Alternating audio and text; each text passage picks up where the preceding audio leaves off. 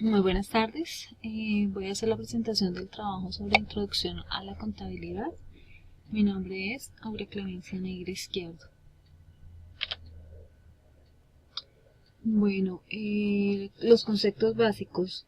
Hay una serie de preguntas las cuales voy a ir resolviendo durante mi presentación. La primera dice que si el concepto de la contabilidad ha tenido una evolución histórica que se mantiene como un proceso estático en el tiempo, desde la antigüedad hasta nuestros días se ha mantenido un mismo cuerpo normativo para el reconocimiento de las transacciones económicas.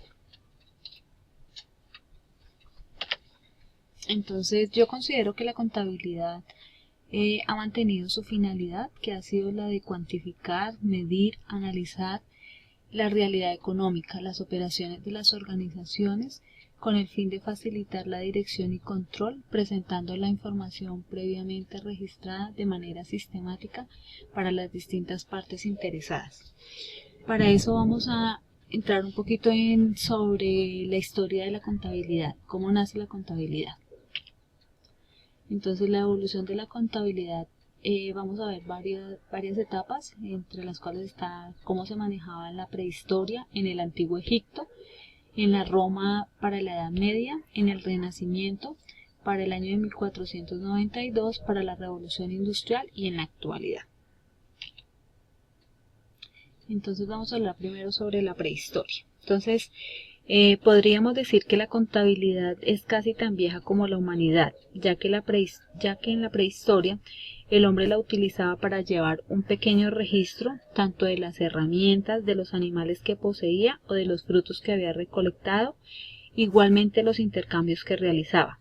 Lo cierto es que a medida que avanza la historia de las civilizaciones se imponen los sistemas de contabilidad a nivel estatal para poder controlar los recursos disponibles. En el antiguo Egipto, donde los contables eran los escribas, que eran personas especializadas en llevar las cuentas de los templos, del Estado y de los grandes señores. Llegaron a construir un núcleo de población técnico numerosa y socialmente muy bien considerado. En esta época se tiene constancia de que se le dio el primer uso al ábaco por parte de los babilonios para realizar cálculos. Vamos a ver cómo estuvo la contabilidad para Roma en la Edad Media. El siguiente hito importante para la contabilidad llega con el Imperio Romano, en el que se institucionaliza la figura del contable a nivel estatal, apareciendo la figura del contador general del Estado. Él era el responsable de la contabilidad y de la gestión administrativa de todo el imperio, pero también en el ámbito doméstico, donde todo jefe de familia asentaba diariamente sus ingresos y los gastos en un libro, que se llamaba el adversario, el cual era una especie de borrador donde mensualmente se transcribía a otro libro llamado el Codex o Tabulae, en el cual a un lado estaban los ingresos que se llamaban asectum y al otro lado los gastos que se llamaban spexum.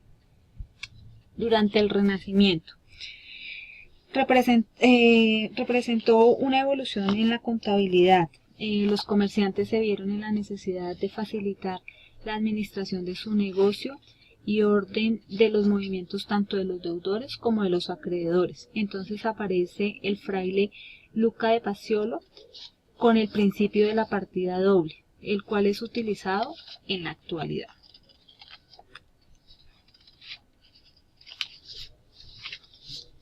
El esbozo de la partida doble, que no se consolida sino hasta la Edad Media, exactamente en la zona de Toscana, donde las primeras pruebas constatables surgen con el uso de las cuentas públicas en la ciudad de Génova en el año de 1340. Se popularizó gracias a la imprenta, que publicó los tratados de Luca Paciolo con la suma de la aritmética, de la geometría y la proporcionalidad, donde se enuncian los principios fundamentales del capítulo relativo con cuentas y libros. Para el año de 1492, en la era moderna, el descubrimiento de América tuvo el principio a funcionarios del Estado ocupados de recoger en sus libros el coste de la expedición, en cuanto a recursos y las riquezas encontradas y el repartimiento de los bienes. Eran muy meticulosos, ya que la corona se llevaba una parte de todo lo hallado. Todo estaba documentado en un archivo general de Indias, conformado con documentos burocráticos y contables que ayudaban a entender mejor toda la historia de la conquista de América. Luego llega la Revolución Industrial. En la Revolución Industrial y con las teorías económicas modernas, la contabilidad era todavía más necesaria. El aumento de transacciones, de compras y ventas, de proveedores y demás necesitaban más agilidad y rigor. En ese momento, con el liberalismo, cuando la contabilidad comienza a sufrir sus modificaciones de fondo y de forma, que quedan fijados en los principios de la contabilidad que actualmente están vigentes. Actualmente, hoy en día, con el uso de los ordenadores tenemos los asientos contables al golpe de un clic, de manera que podemos realizar el trabajo de forma más rápida y eficiente con las herramientas adecuadas. Lo que no ha cambiado es que la contabilidad sigue siendo básica en las empresas, el Estado o el hogar.